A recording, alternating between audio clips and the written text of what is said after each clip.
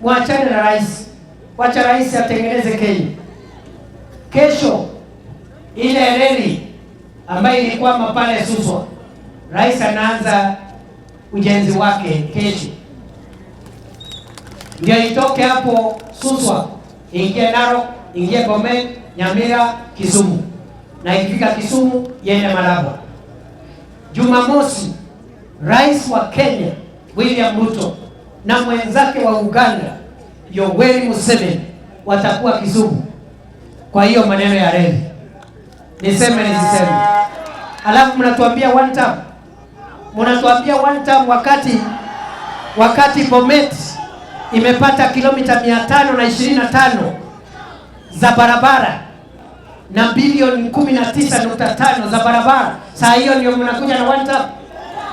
Saa ile mbolea imetoka 7,000 ikafika 2,500 ndio mnataka mnasema one term. Rais ameshaanzisha upanuzi wa barabara kuu kutoka Liloni pale Limuru kuingia Nakuru kwenda Mau Summit. Na ikifika Mau Summit, moja iende Eldoret Malaba, ingine ipitie Kericho, na pia tupanue ingine ya kuingia pande hii yetu ya chini ya Narok na Bomet. It's in the works.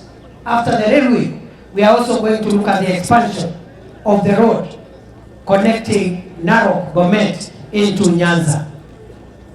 Give us time to transform Kenya.